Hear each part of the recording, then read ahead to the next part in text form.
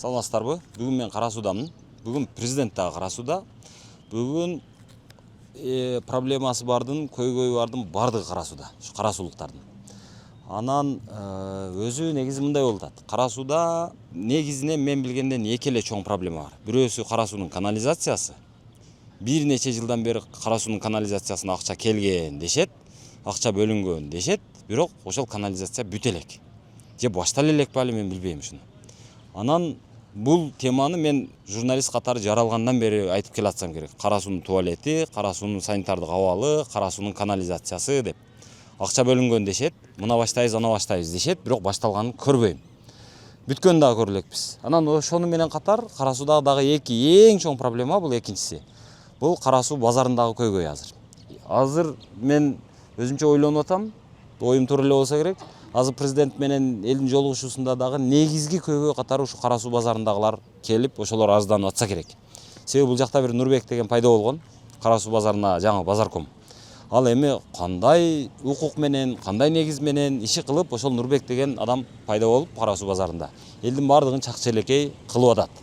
Аны арызданбаган киши калган эмес. Эгер сиз органдарга арызданбай, президентке кайрылбай, блогерлерге жалынбай эле үй алууну кааласаңыз, анда эч экиленбей Golden House компаниясына келиңиз. Себеби Golden House'тан үй алсаңыз, курулуштун бүтүшүн саргайып күтпөйсүз, батирлеп жүрбөйсүз, сахар, давление, инфаркт болбойсуз. Ал бул деп акчасын санаганыңызча монтип бүтүрүп, дарбазасын коюп, суу, свет, газын улап, колуңузга документтин карматып коюшат. Golden House утурумдук пайдага эмес, бөлүктүүлүккө умтулат.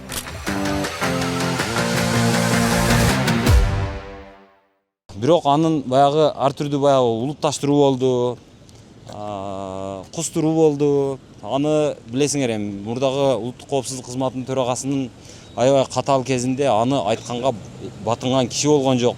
Анча-мынча ыйлап чыккандар камалып атышты, анча-мынча ыйлап чыккандар токмоктолуп атты.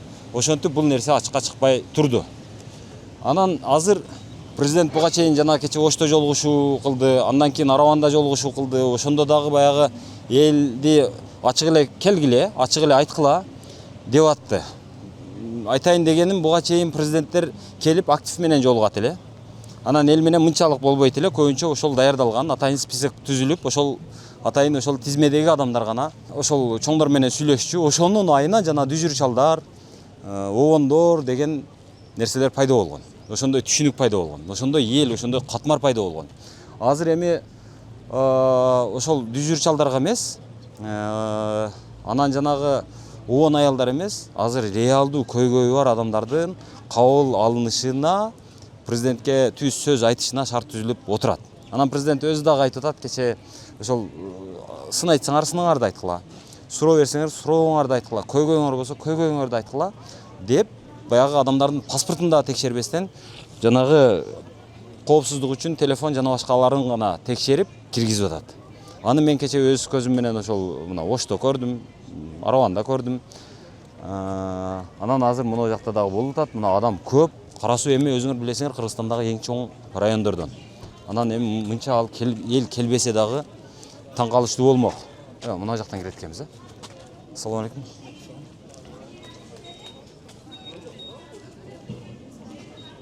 Так. Кандайсыздар, жакшысыздарбы? Элдин телефондорун алып калып анан киргизип атасыздар. Жоготпойсуздар, а? Блокировкасын ачып эчке, ячейка менен берип атабыз. Блокировкаңызды ачып дейм, телефон. Биз телефон менен кире албайбыз да мына жака дагы. Жок, билесиздер, ошо текшерип коесуңар. Болот. Салыштырып койсоң болот, дурус. Болот.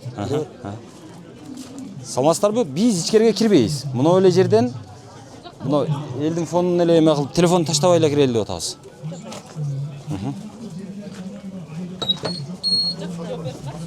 Саламатсыздарбы? Мен Тактап койгом, телефон менен жарандардын баарын алып атканбыз да. мен түшүнтам. Биз бирок кирбейбиз да ичкерге. Мындай эле. Ошол жерден эле тартып мына фонду гана бир угуп алайлычы, эл эмнени айтып атат. Же болбосо Текшерүүдөн өтүп коюп кире беребиз. ооба.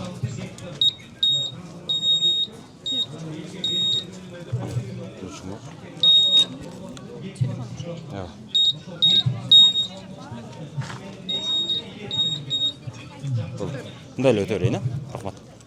Азыр газоблоктун бекем же бош экенин билиш үчүн биз бир эксперимент өткөрөбүз. Машинаны айдап туруп кайра жылдырып коесузбу? Мына газоблок, ушул оштон чыккан газоблок. Чыкты, бышты, мына жерге коюлду. Мына азыр чоң ушундай оор жүктөр ташыган машина. Айдай бериңиз эми. Айдай бериңиз, айдай бериңиз, айдай бериңиз. Мына ол ось толугу менен ушул газоблоктун үстүндө турат. Бул керек болсо мына дөңгөлөктү дагы көтөрүп турат. Эми өзүңүздөр элестетип көрүңүздөр. Мына бардык нерсесин эске албаганда дагы мына остун өзү, мына дөңгөлөктү кармап тургандын. Жөн эле айтайын, мына дөңгөлөктүн өзү жок эле дегенде бир 80-90 килограмм чыкса керек, өлдү дегенде. А мына ось өзү бир жок эле дегенде 1 тонналык нерсе. А мунун үстүндө жүктү караңыздар. Бул бош азыр. Бош болгондо дагы ушуну көтөрүп атат азыр. Эми ушуну биз айтып атабыз. Бул газоблок бош экен, бул эзилип кетет экен, жүктү көтөрбөйт экен, бир нерсе ийилсең кармай албайт экен деп атабыз. Андай эмес туугандар. Мына жарака кеттиби? Жок, сынган жок, эзилип калган жок, отуруп калган жок. Болгону мына ушул эң жүк көп түшкөн жер бир аз нагрузкада бычыйып деформация болгон. Болду, башка эч нерсе болгон эмес. Эже кандай шахсың? Көзүң жакшына көрүнүп кеттиң, мага сен дайыма электен көргөнүм үч болом. Бизгечи мен 67 жыл болду ошол үйгө келгенимечи. Каяка келдиңиз? Ошол 4 күнгө үйгө чыгып келгениме да Мадайлык өтүнө. Ошонун токтому жок деп бизге документ жок, үйүбүз документсиз жашап атабыз. Ошончо жылдан бери. Ошончо жылдан бери мурун болгон. Эми киришип алып балдарыма мен өткөрүп берейин деп атпаймынбы? Мен кетем эми ушуларга өткөрүп берейин деп, эмне болсам эле документибиз жок. 2008-жылда али селдеги билбейм ошондо жок болгон. Жок, макул, өзүңүздүн документиңиз жоголуп кетсин, бирок мынау архив жок. Архивде ан жок болот. Черемушкага жөнөттү, бардык 2 ай 3 ай күттүк о жерден. Ону катастр деди, катастрине барды 2 ай 15 күндө келди, 15 күндө барып жүрүп чарчадык. Акыры госрегистрден киришет деп бир бала деп киришебиз деп куруп калып, акыры ошо начальникке отказ кылды. Бишкекке бар, немеге бар, президентке бар. Президентке бара турган биз о жерде канча жыл жашаганбыз. Биз уурдап келип отурганыбыз жок, уруксатсыз калган жерибиз жок. Кээ бирлер айтып атат, ошо Мадайлы өкмөт менен эле госрегистр кылып бере турган. Ошо кылып атты туура. 7 ай 8 ай болду. Акыры мунага келсем мен мунага өчүрт тийгиде эмес. Түшүндүм. Бир оз сөз менен. Мен 1 мүнөт бер мага десем. Аты жөнүңүз кандай эле? Карабаева Арыскан. Мадайлы өкмөттүн. Мадайлы өкмөтү Карабаева аттыгы неме? 1-участкада Кыргызчекте өзү центринде. Ушул жерден ачык эле айтайын. Өзү негизи ушуга окшогон жагдайлар болуп турат. Бул эженин документи жоголуптур. Анан архивден дагы жоголуп кетиптир. Анан макул ошол бардык эч документ жок болсун. Бирок бул эжеге түшүнүп атам. Бул эжеге жанагы айыл өкмөттөн эч кандай доомат жок болсо, кошуна колоңдон эч кандай доомат жок болсо, элдин бардыгы кошуна колоң тууган ургу тааныса, демек аны ошол жердеги айыл өкмөт өзү эле мына ушундай болгон деп акты түзүп, жакшылап эле. Ушундай болгон деп, негиздеп, анан аны госрегистрге жөнөтүп дегендей, токтомун чыгарып. Анан буга окшогон эжекенин мындай эмесин проблемасын чечип коюш керек да. Анан анын бардыгын президентке бар дей берсе, мунага окшогон нерсе пайда болот азыр. Менин оюмча азыр мына ушунча элдин турушу президентке келсе, ошонун бардыгы азыр президентке суроо берем деп турушу бул өзү. Бир жагынан бул президент ушунча элди кабыл алып атат, угуп атат деген жакшы көрүнүш болгону менен ушунча элдин чогулганы өзү жакшы көрүнүш эмес. Себеби бул нерсе бул мамлекеттик институттардын иштебей атканы, айыл өкмөт иштей албай атканы, өзүнүн функционалдык баягы милдеттерин аткара албай аткандыгы. Анан ушул жердеги баягы жергиликтүү органдар өздөрүнүн кыла турган иштерин кыла албай аткандыгынын далили бул. Бул жакшы көрүнүш эмес өзү чындыгында. Анан түшүндүм эже.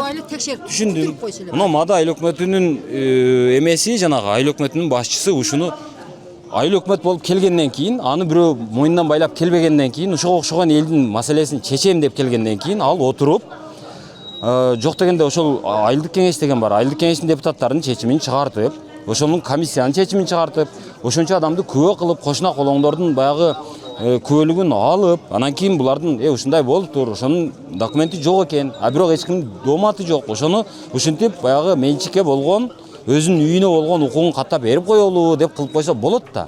Ал үчүн кайсы бир айыл өкмөттү ким кама берет?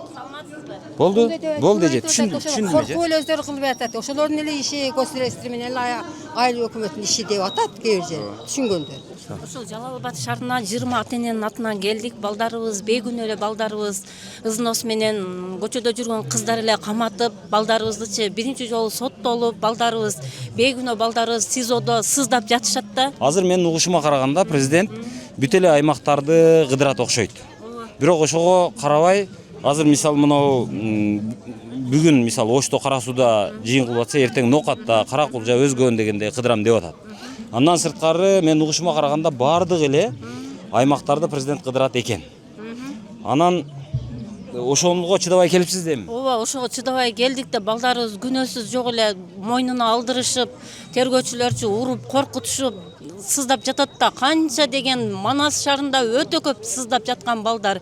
Бул кылмыш ишти кылса дагы биз майлы жоопко тартылсын дейт элек. Бул кылмыш ишти эле кылган эмести бул балдарыбыз. 4-5 баланы киргизип атат. Менин балам азыр кыз зордуктады деген айып менен балдар камакта. Канча жаштагы балдар? Сиз аты жөнүңүз кандай өзү? Маматкулова Сабира, балам 19 жашта. Тургунташев Талгатбек 19 жашта.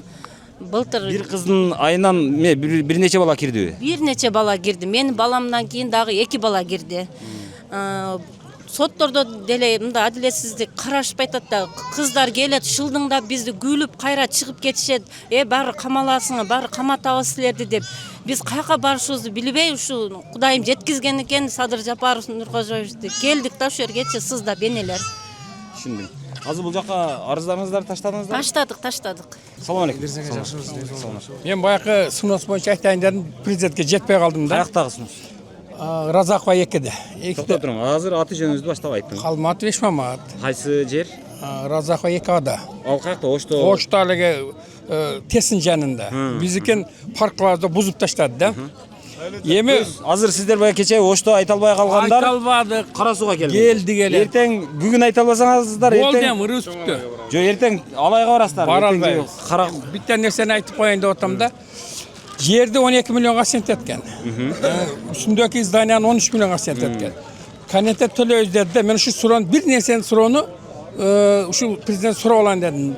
Үстүндөгү таги жер өкмөттүкө майлы. Ал эми биз менчик болуп алдык өкмөт. Үстүнө биздин акча кеткен да. Наличкабыз кеткен. Ошого кенетте төлөгөндө наличка төлөйбү, эмне кылат? Ошону утанч этип алайлы десек, сөзгө жетпедик биринчиден. Экинчиден, эми кенеттен төлөбөсө, бир 30 жылдык, 20 жылдык суда берсе, биз канча болсо тез куруп, тез ишке салат элек да. Бир суданы 20 жылдан нарагына төлөй турган кылып койсо, бизге мына кенеттен бу быйылкы жылдын эсебинен наркы жылдан бербейт бизге. Көнүн жетип турат. Анан ошого айтып атам, бир 30 жылдык мөөнөт менен ошо 1,5 миллион 150 миң сомдук миллион сомдук пул мемебиз бузган зданиябызды. Ошого ошончо сумма суда берсе, биз ишибизди быйыл бүтүрүбүзгөчө ишибизди баштай берсек 20 жылдан нары же 15 жылдан нары төлө десе, биз ошо берген акчасын биз иштеп таап төлөп коет элек өкмөт. Кенентеси жок эле. Ошону айтайын деп мен жетпедим ошол жерге. өзү негизи ошол баягы мындай болуп атат. Бир жагынан кечеги кустуруу, коррупцияга каршы күрөш, ошол баягы жеке ошол мыйзамсыз менчиктештирилген мүлктөрдү кайтарып алабыз деген менен мамлекет ушудан уттуу же утулдуу деген чоң суроо турат. Аны ошол түшүнүш үчүн ушул окуялар болуш керек экен эле көрсө. Себеби биз баягы аны кустурса деп кол чаап, муну кустурса жакшы болду деп кол чаап отуруп, байдын бардыгын кырып, анан ошол ишкердикти түп тамырынан жоюп алып, анан башынан кайра баштайбыз дегенибиз билбейм азыр канчалык эме болот. Мен түшүндүм аны. Мынандай да өкөм дагы бир жолу. Мен 20 жыл ашыгыраак жеке ишкер болуп иштедим. Мен налогум кече эстептеп чыктым. Bir ayda 12 миң, 15 миңге чейин налог төгүп атам экенмин. Бул bir жылда 180 миң болот. Bir жылда. Мен 25 жыл төлөпмүн. 10 жылда мен 1 миллион 800 миң, 20 жылда 3 миллион 600 миң төлөпмүн өкмөттөн. Бир тыйын албай. Менин ишканамы бузулду, оштон таркалады, майлы пешенебиз да. Ушуну кайтадан иштетип кетиш үчүн кенентени бергенге чейин дагы bir жыл болуп жүргөнүбүзгө мына. Дагы 5-6 жыл жүрөбүз. Ошонон көрөк ошо жеңилдетилген судаларды берсе биз канча тез бүтсөк ошончо жакшы болот эле. Ошону айтайын деген оюм. Рахмат көп. Азыр мына. İdris Mirza, assalomu alaykum. Meni atim Jolim. Assalomu alaykum. Meni atim Jolim Karabayev Jalaldin Muradovich. Oş oblastın Aravan rayonu Tepogorun rayonu turgunu bolam. Aravandan keldingiz. Aravandan geldim. Kecha atam oşo emne prezidentga kayriluu jasadi. Oşo mizan podstava meni dacha vizatka meni akam karmab qo'yishgan. UKMKda o'tiradi 8 oydan beri. Oşogo urmatlı prezidentimiz Sadir Nurko'yevich hayrat ederim. Oşo özünün көзөмөлдөгү дагы bir жолу карап эмне кылып берсин. Кайсыл объект боюнча? Торговый центр Аман боюнча. Мен түшүндүм. Болду, мен түшүндүм. Мен айтып берип кое берейин, уруксат берсеңиз. Бул мындай болгон, мен угушума караганда. Муну эми укук коргоо органдары өздөрү текшериш керек. Бирок мындай болгон. Араван районунун Төбө Коргон деген айылы бар. Мына ошол айылда чоң бир керек болсо Ошто дагы жок, Аравандын борборунда дагы жок, Кара Сууда дагы жок. Чоң бир ишкер бар экен. Ошол ишкер өзүнүн эмгеги менен мамлекеттик кызматта иштебептир. Анан ошол өрөөндө жок, аябай чоң соода борборун салыптыр. Салгандан кийин бул кайсыл акчага салды, бул ким деген куртой деп кечээ улуттук коопсуздук кызматы аябай күчүндө турган маалда текшерүүгө алат. Текшерүүгө алганда анан жанагы ошол кызыл сызыктан чыгып кетипсиң, сеники ошол бир мыйзамсыз жагы бар экен десе эле, берки бечара коркуп кетип ишкер.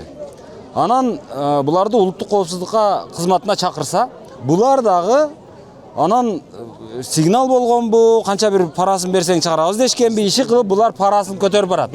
Барганда дагы канча пара менен? Birinci жолу акамдан сураган 100 000 сом алып келиң деген. 100 000 сом алып барган деген келген. 2 күн өтүп 100 000 сомго бүтпөй калды. 150 000 сом алып келиң. Ошо 150 000 менен бүтүрүп берем, ошол нарсалар дегенде акам улуттук коопсуздук кызматынын өзү тергөөчүсү айтат. Тергөөчү ошондо 150 000 сом акчаны алып барып кадастр кызматына ошо Алмазбек деген балага бергенде акчаны УКМК кызматкерлери кирип кармайт. Түшүндүм, ушундай, ошол туура эле, менин укканым туура экен. Анан булар өздөрү жанагы азгырып адамды пара берсең, биз бүтүрүп беребиз деп, баягы коркуп турган ишкерди анан ага мындай жакшы жол көрсөткөн киши болуп, аларды азгырып, анан кийин жанагы параны алдыртып келдирет. Алып бул бечара баягы жөн эле бир административдик гана эреже бузуу, административдик гана бир кылмыш десе болбой билбейм. Ошон үчүн баягы акчасын көтөрүп келсе, мына сен пара берип атасың деп, андан бешбетер дагы бир статьяны мойнуна илип, анан камаган. Андан мамлекет не пайда тапты азыр? Мына ошол жанагы ишкерди пара берүүгө мажбурлаган тергөөчүнүн аракетине баа берилдиби? Жок. Аны атайын азгырып, ошо пара берүүгө мажбурлаган адамга жанагы укуктук баа берилдиби? Жок. Пара бердиң деп эле алып келип туруп бир ишкерди камап отурабыз. Эми андан биз пайда таппайбыз. Ошого окшогон нерсени азыр мурда карай албасак дагы азыр улуттук коопсуздук кызматы караш керек деп ойлойм. Мен болду. Болду. Иштен алдыбы? Иштен алынган болсо ал демек кармалган жерде де ошо акам кармалгандан кийин 2 айда ичинде ошо УКМК кызматкери Дүйшөнов Арсланбек иштен алынды. Ошонун дагы бир 4 жардамчылары, ошо УКМК 4 жардамчы УКМК кызматкерлери иштен алынган. О все равно акам түрмөдө отурат. СИЗОдо отурат. Түшүндүм. Вот көрдүңүздөр. Анын ошол улуттук коопсуздук кызматынын кызматкери бул туура эмес иштеди деп таанылып атат. Ал берки ишкерди мажбурлады деп анын ишине бир терс баа берилип атат. Демек, логика боюнча анда жанагы ишкерди бошотуш керек да. Жок дегенде ишкерге макул, эми кичине айып салсын, экинчи андай кылба десин. Керек болсо миллион сом дагы, ошонун 100 000 үстүнө миллион сом айып салсын. Салып туруп, ал штрафын төлөтүп туруп, болду экинчи мындай кылбаңыз. Ишкердиңиз кыла бериңиз деп бошотуп койсо болот да. Андан ары иш уланыш керек да. Ал жерде бир нече адам айлык алыш керек. Ал жердеги жанагы салык төлөнүш керек. 39 адам. Болду. 39 адам иштейт экен. 39 үй бүлө багылат деген сөз. Ассаламу алейкум. Идрис Мырза, биздин атыбыз Азамат, Ош шаарынын тургуну. Сиздер эмнеге Ош Кара Сууга келип алдыңыздар? Жок, эми кече болду неме. Биз төмөнкү Мен кара суулуктарды угайын деп келдим эле да. Эми арасында болуп калат да биттекте. Идрис Мырза, бизде мындай суроо. Аты жөнүңүз? Кайрылуу, атыбыз Азамат. Фамилияңыз? Абдуллапов. Ошондо турабыз. Биз менин бир тууган бөлөм 2022-жылы 15 ноябрда фамилиясы Райымбеков Азирет деген милиция кызматкерлери тарабынан 5-6 келип түндөсү келип үйүнөн короосунан Lexus машинасын алып кеткен да. Неге? Эч кандай бир мыйзам бузуу же бир эч кандай бир мыйзам бузуулар болгон эмес. Алып кеткен, эч кандай бир Жок, мындай ачык сүйлөшөлү, мындай да. Мен азыр жөн эле отурсам, менин машинамды милиция келип туруп эле, мына машинаңды бер деп эле алып, түнү келип алып кетип калбайт. Анын үчүн бир негиз болот. Жок, айтат. Ошол машинаң бар, ошону берип тур, сураныч дегендей бир сураныч менен эртең берем деп алып кетет. Алдап. Же болбосо бир нерсеге шектүү болуп атат. Ушунун документи туура эмес экен деп алып кетет. Бир негиз болот. Керек болсо бандит дагы сизден бир мүлкүңүздү тартып алып атканда бир нерсеге негиздейт. Ошону ачык сүйлөшөлү. Ооба, мен эми ачыгын айтып атам. Жок, эмне деп алып кеткен? Эч кандай негиз жок. Негиз жок. Мен неме анан мен угуп турсам, негиз жок болсо жөн берип койбойт да. Эмнеге берем дейт да. жок, айтканда дагы эч кандай бир негизсиз эле алып кеткен. Анан тиешелүү органдарга МВД, сот, прокуратура, ГКМга чейин арыз муң жазган, эч кандай жооп келген эмес. Эч кандай бир бул жерде бир ката мыйзам бузуу болгон эмес да. Ошону бир сиздин немелериңиз жетип калса деген. Менин эмем эле ошо колумдагы жанагы мүмкүнчүлүгүм эле ушул. Видеого тартылат. Эл көрөт. Анан ошол эл журт көрсө, укук коргоо органдары көрсө, ошого жараша жанагы ооба, баа берилет деп ойлойм. Рахмат. Кандай жакшы. Ассаламу алейкум, Ыдырыс мырза. Мен аты жөнүм Бейшенбаев Айдин Чыңгызович. Өзүм Ош шаарында мугалим болуп эмгектенем. Анан Кызылкай шаардык кеңешинин депутатымын. Президентке келип жетишпей калдык ар жериндечи. Урматтуу президентибиз Садыр Нуркожоевичке кайрылуум бар эле. Өзүңүз билесиз ошол регионду. Кайсы регион? Кызылкай шаарына. Баткенге барганда да Кызылкай алыс болуп калат, Ошко келгенде да Кызылкай алыс болуп калып, ошо эгемендүүлүктү алгандан бери бир да президентибиз иш сапары менен Кызылкайга барып аттыр. Кызылкайнын өзүңүз билгендей экономикасы, социалдык абалы өтө оор. Ошого президентибизди официально чакыруу менен келдим элем. Президентибиз чакыралы Кызылкай шаарыбыздан кабар алып кетсин, эл сагынып калды. Жанагы социал түйүндөрүнөн, же болбосо гезиттерден, сыналгыдан эле көрбөсө, президент менен бетме-бет баарлашканга эл азыр муктаж болуп турат. Биздин көйгөйлөрдү ошол жерге барсаңыз угуп кетсеңиз, суроолорубуз көп. Ошого сиздин эмеңиз. Кызылкайнын бюджети канча эле? Кызылкайнын бюджети быйыл 230 миллион кылып жабылды. То есть азыр дотацияда эмессиздер? Жок. Ошого азыр негизи түшүндүм азыр. Кызылкай шаары бул баягы Баткен менен Оштун ортосунда жайгашкан шаар. 54 миң, 58 миңби, 54 миң калкы бар. Анан Кызылкай мурда көмүрчүлөрдүн шаары болгон. Завод, фабрикалар көп болгон. Обувной фабрика болгон, мясокомбинат болгон, хлеб завод болгон, масло завод болгон. Андан чоң баягы аскердик дагы бир чоң военный завод деп коет эле, ошол болгон. Анан мындай промышленный город деп эсептелген. Азыр Кызылкай шаарында ошол 200 канча дедиңиз? 230 миллион бюджети бар. Негизги киреше булагы бул базар. Андан башка дээрлик өндүрүшү азыр калган эмес десек болот. Эми гана түптөлүп келатат. Эми президентти чакырып атышат. Президент эгер барам дей турган болсо, ошол 54 миң элди дагы угуп койсо, жакшы болмок деп ошол депутаты келиптир. Рахмат. Ыдырыс мырза, ошого баягы учурдан пайдаланып сиздин платформаңыз өтө чоң. Болду, рахмат. Ошол келди. Мен Кара Суу районунун Жош айыл өкмөтүнүн тургуну. Эжем Мамажанов Зарлыбек. Мен эним Мамажанов Сайырбек, эжем Мамажанов ханым менен атынан кайрылып атам. Алар келе албай калганына байланыштуу. 2004-жылы Жош айыл өкмөтүнүн токтомунун негизинде эжеме ошо эниме Мамажанов Сайырбекке токтом берилген курулушка. Жерге. Ошол бойдон биз уруксат ала албай атабыз. Ар жака бардык. Эмнеге уруксат ала албай атасыз? Бербей атат да ошону. Жердин токтому бар, жер жок. Жер бар. Ал жер Союз малында. Жок, токтоң. Жер бар, мен түшүнүп турам. Жерди мына жерге деп токтомду мен чыгардым. Жер турат, бирок ошо жерди сизге бербей атам. Ошондойбу? Ооба, ошондой. Вот ошо жер жок да. 2004-жылы берилген ал токтом. 2018-жылы Кара Суу гос регистрине кайрылдык. Архитектурага кайрылдык. Неге бербей атат? Билбедим неге андай. Трансформациядан өткөн эмес деп. Ал жер Союз малында өзү болду, түшүндүм. Газ ишканасы болгон. Ал жерге ни совхоз. Эч нерсе эккенге дагы болбойт. Ал жерде бетон фундаменттер турат. Ошо конторалардын жанагы складтарынча. Өзү түшүндүм. Өзү мындай. Кара Суу району Кодун Бишкектин баягы сокулугундай болуп, жер мафиясы аябай күч алган район. Убагында. Азыр кандай болду, азыр иретке түштү, түшпөдү билбейм. Баягы накладка деп бир жерди экөө үчөөгө берип койгондор ушул жерде болгон. Анан баягы трансформация болбогон жерлерди берип берген, таратып берген учурлар ушул жерде болгон.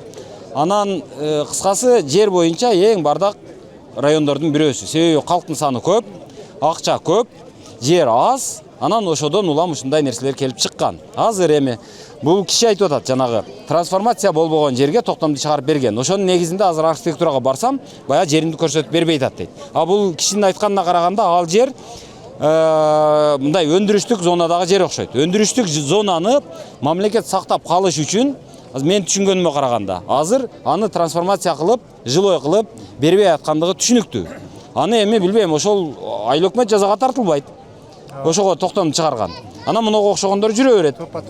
Анан ушуга бир баа бериш керек, ушул мамлекеттик институт иштеш керек деп ойлоп атам. Болду. Садыр Нуркожоев президент болуп келгенде мыйзам чыгарган. Чечилбеген жерлерди чечип берсин деп. Билем, бирок фундамент куйгандар мыйзамды сыйлагандар өтүп кетти, а мыйзамды салбай курбагандар калып калды. Ошодон Садыр Нуркожоевдон суранып кетебиз. Ошону карап бериңиз. Болду. Бири-бирибизге эме саламатсызбы? Ыдырыс эни мен көптөн бери, 1 жылдан бери издеп атам сизди. Мен деген Бердиева Роза, Куршаптан болгон, Өзгөн районунун Куршап айылынан. Кече туруп турсаңыздар, Куршапка эртең барат го, Өзгөнгө. Мен 2 күндөн бери келип атам. Эч кире албай атам. Өзгөнгө эртең президент барат го. Ооба, Араванга да бардым. Ал жака киргизбейби деп мен кире албай калып атам. Кире албасаңыз да эртең барашат. Журналисттер дагы барат, ошондо да айтат элек. Замат айтыңыз. Тиги кече мен Араванга баргам, Кеңсай маселеси боюнча баргам. Анда да 2 адам. Сиз Өзгөндө туруп алып, неге Кеңсайга барасыз? Кеңсайдан бизде Мелис Мырзахматовдун убагына балдарымда жер берген. Балдарыңыздын учету каякта эле? Балдарымдын учету Араванда болчу. Не только тиги учетко караган эмес, учетко карабай эле Мелистин убагында даже ал айдан, даже Гүлдөн да келип алышканда, ошо жылдарычы. Эми мен маселем азыркы 2025-жылы 11-июлда базар күйүп кеткен. Куршаптын борбордук базарычы.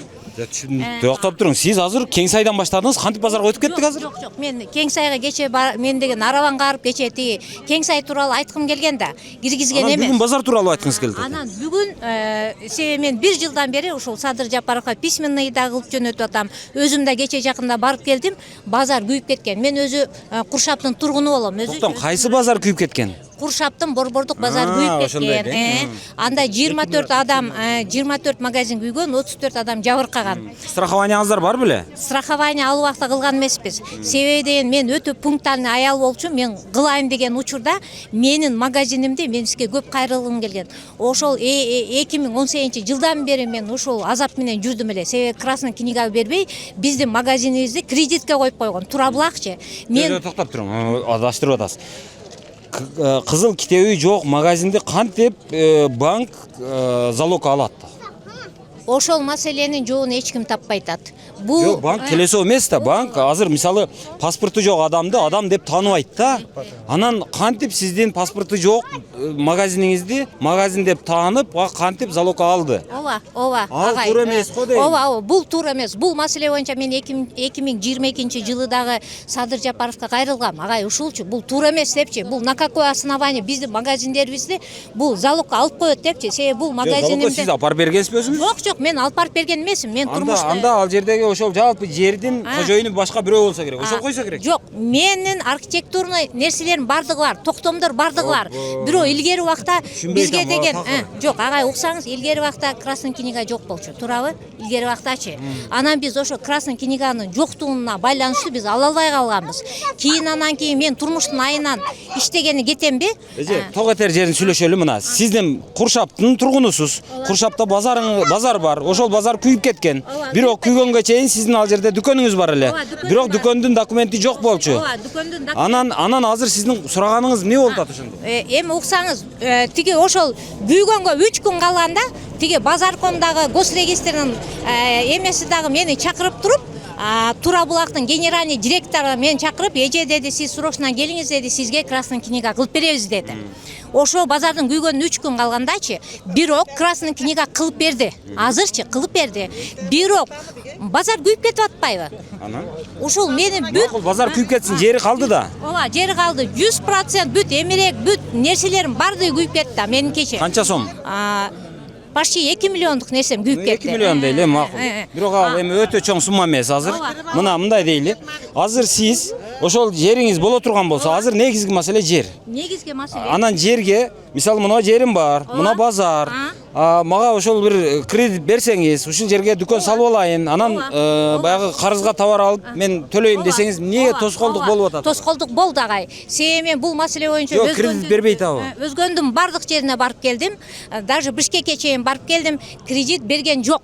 Неге? Билбейм, Сиз ага чейин салык төлөп аткансыз, ишкер катары танылгансыз. Төлөнгөн, барды төлөнгөн. Азыр эмелериңиз барбы жана? Документтерим бардыгы бар. Жок, документ дегенде баягы патент төлөп жүргөнсүз да? Ооба, төлөп жүргөнмүн. Азыркы мезгилде ушул Азыр ошондой сураганыңыз эмне болуп атат? Кредит сурап атасызбы? Эмне сурап атасыз? Же компенсация сурап атасызбы? Компенсация, ушул магазинди тикелеп берсе мага, ушул жөндө мен прокуратурага кайрылгам, иштеп атат азыр. Кылмыш иш ошол күйгөн жерден уже жана Өмүрбек деген баланы кылмыш ишке тарткан. 4 жолу следствие болду. 4 жолу следствияны басып коюшту. Атайын күйгүздү деп жоопкерчиликке тарттыбы? Же бул ошол шалакылыктан күйгүзгөнгө, күйүп кеткенге жол берди деп тарттыбы? Эмне деди? Ошону айтпайтышат буларчы. Бирок ал жерде жанагы экспертиза чыгарган мезгилде экспертиза ошо баладан техника жанагы холодильник техникадан чыкты деп чыгарган ал жердечи. Анан кийин шалакылык деп чыгарып. Следствие жанагы Өмүрбек деген ошол жерде иштеткен Өмүрбек деген балага ошого кылмыш иш козгогон 3-чү тергөөчү.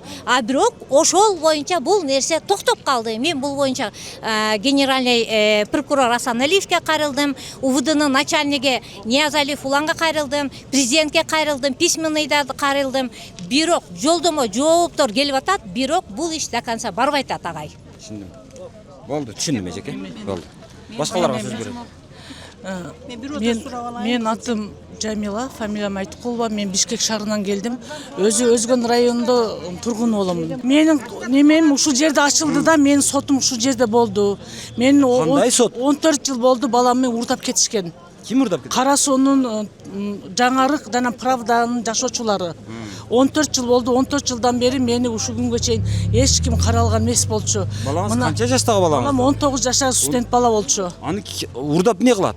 Урдап кетип дайыны жок, ошо балдар качып келишкен бул жака. Анан ал балаңыз каякта? Баламын дайыны жок, каякта экенин билбейм. Канча жылдан бери? 14 жыл болуп атат. 14 жылдан бери балаң урдалган балаңыз табылбайт абы. Табылбайт. Ол балдарды урдап кеткен балдарды мен ушул жерден таап, бирөөсүн каматтым.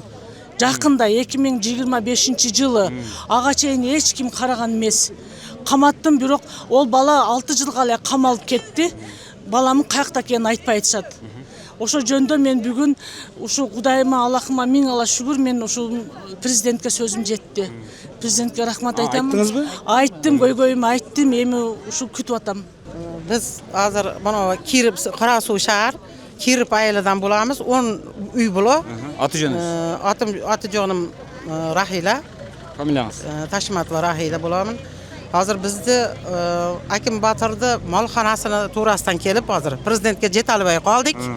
Бир жерде сен базар туурасынан чыкканыңда биз сени таба албай калдык. Сенге жолугуп ушуну ham айтайлык дедигиле. Şu Аким Батыр малхана кылбаган жерде азыр бурун союз мезгилинде биолаборатория болгон. Үйөр территориясы азгina 15 сотик жап 20 сотикке этмеген жер болгон. Кеген Аким Батыр үйөрдү менчиктештирбагандан кийин чоңайтып азыр 1 гектар кылып алган. Ошону кесепетиге азыр 9 үй було азыр кызыл китапсыз отурабыз да.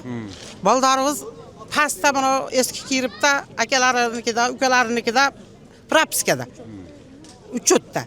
Паспортам ала албай атат да. Үйдө документ болгондан кийин калган бардыгы кону кошулдар документ кылып бүттү. Бизде азыр 9 үй було без документ отурабыз. Токтоп туруң.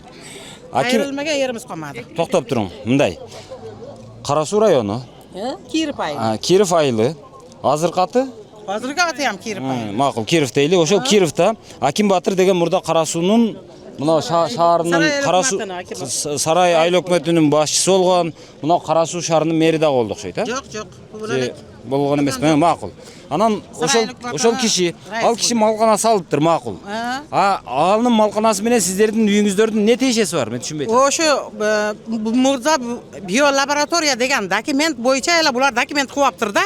Анан биолабораториядан 100 metr 50 metr dedim, 50 metr alısda bo'lish kerak ekan uylar. Bu hali cho'ng'aytib olganda nimasiga? Hisobidan bizning uylar krasniga kirib qolib o'tiradi hozir.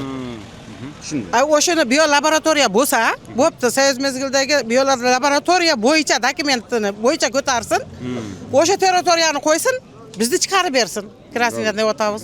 Tushundingiz aka? O'shani joyiga borib bir Aka, hozir buni ko'rgazib olamiz bo'lsa, hozir buni Qarasu hozir qaysi sayil hukumatning emasiga qaraydi? Kirib shaharga qarab qolganmiz hozir. Hozir buni Qarasu shahardық meriyasi bor. Qarasu shahardық meriyasi o'shuni anan Qarasu shahardық janaga qayrildik, akimga dag'i qayrildik.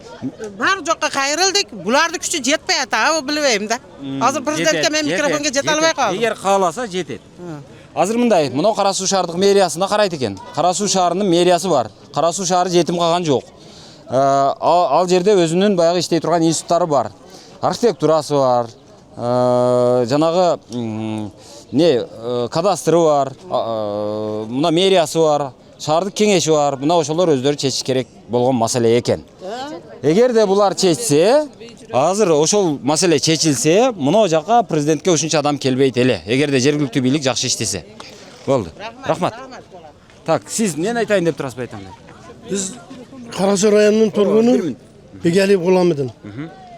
Biz o'z Qarasu rayonunun turgunu bo'lamiz, biroq shaharda biznesimiz Alisher Navoiy parkida. Oshto.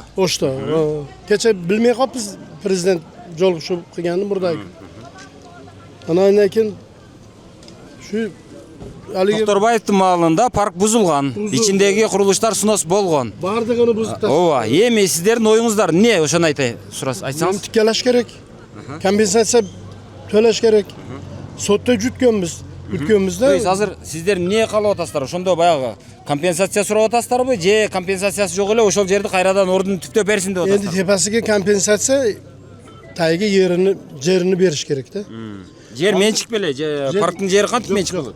U endi murdatdan o yer jonunda zakon chiqqanlikda berilgan nimada o. То есть parktın içinde sizin jeke menчигиңиz бар эле, туурабы? 5-6 okupatelmanda men. Bir jag'ында dag'i olgan joyimiz bor. Hali keraverish deganda o'ng jag'ында parkda. U yerda suratxona bor edi, stomatologiya bor edi. Biz предупреждение buzib bordi. Keldi-yu, hali ekskavatorlar bilan kelib buzib tashladi hamma yo'lni. O bo'yicha men hozir o'zim qavarımda. Eng qizig'i, birovlar endi ajatxona qurib oldi u yerga. Biz yerimizga. Hozir bunday, men hozir bilgan qavarımda aytib qo'yayin. Бұл бойынша ошол Оштогу жанагы Токторбаевдин ошол кылган иштеринин негизинде сунос жана башка болгон иштер боюнча шаардык Ош шаарында, шаардык мэриясында азыр атайын бир чоң комиссия түзүлгөн атат. Ошол комиссия анан буга окшогон ошол сунос болуп кеткен, менчигинен ажырап калган, же болбосо компенсациясыз калган адамдардын ишин чечүүнү ошолор карай турган болуп атат. Буйруса ошондо чечилиш керек деп ойлойм. Xudo xolasa. Assalomu alaykum. Men mana shu Qarasu turg'uni Qadirov Anvar dedim bo'lam. Ikkinchi topda o'qimayapman. 25 yildan beri shu Qarasu Turatali bozorida pirashki pishirib o'g'ir ish qila olganim sabab shu pirashki yengil ish qilib, tamoq tavib, ekinan tavib jeb, bola chaqa bag'ib, o'shantib 25 yildan beri emgaklanib keldim. Mamlakat to'lamlarini, налогini, so'zfondini, anan kommunalniy usluga butbardig'ini to'lab, zakonniy qilib ishlab kelganman.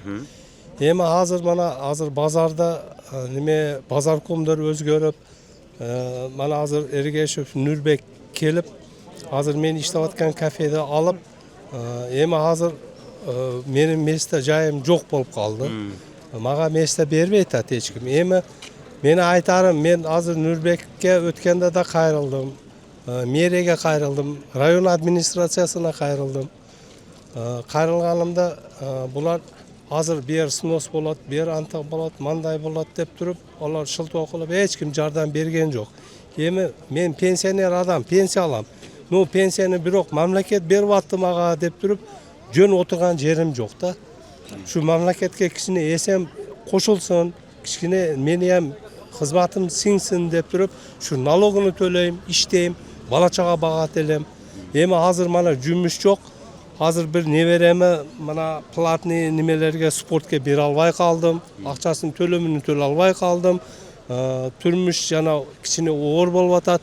Ошого бизге ошогон бир майыптар иштейм деген, мыйзамдуу кылып иштейм деген майыптарга да бир поддержка кылып, өкмөт тарабынан азыр президентке айта албай калдым, жетише албай калдым. Ошону бир маселени ушу местный немелер, жетекчилер бир караштырып, бизге поддержка берсе жакшы болмок. Түшүндүм. Өзү негизи жанагы Кара Суу шаарында баягы Кара Суу базары бар. Кара Суу базары эми Кыргызстанда баягы Дордой сыяктуу, Дордойдун эми кандай масштабта экенин билесиңер. Ошол Дордой сыяктуу базар.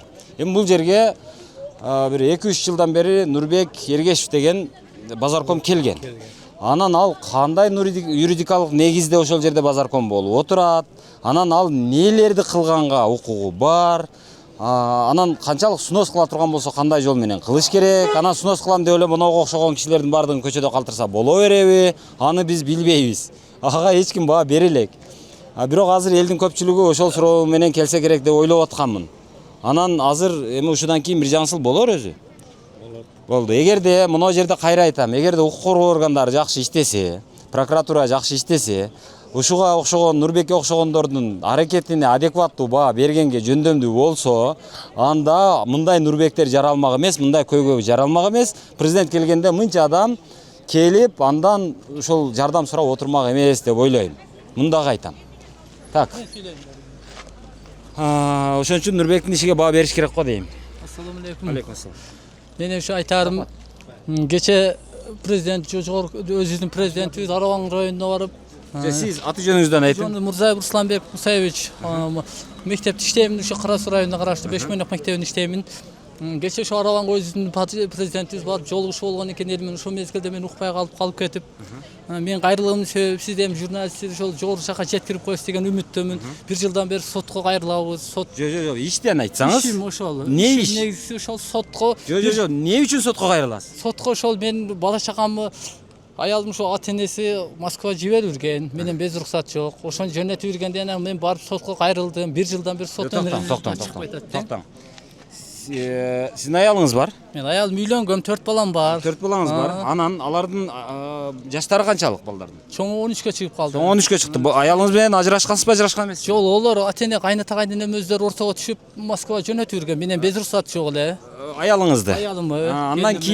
Андан кийин мен аркасынан барып эми канча болуп жүрдү балдарым үчүн. Анан кийин жогорку сотко, мына сотко Араван районунда карайбыз. Биз Аравандан сотко кайрылдык. Кайрылсак, бир жылдан бери сот сүдүрөп, адвокаттарды жалдап, ошентип акча жеп эле жүрүшөт десеңиз.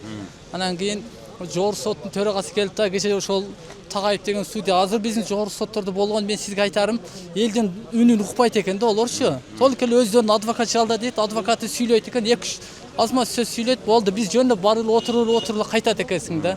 Азыр бала талаш болду ошондо? Ошондо мен бала чакам өзү алышым керек. Бала чакам кароосуз да калып кетти, тайнасыңда. Мен олорго күндө акча салып турамын.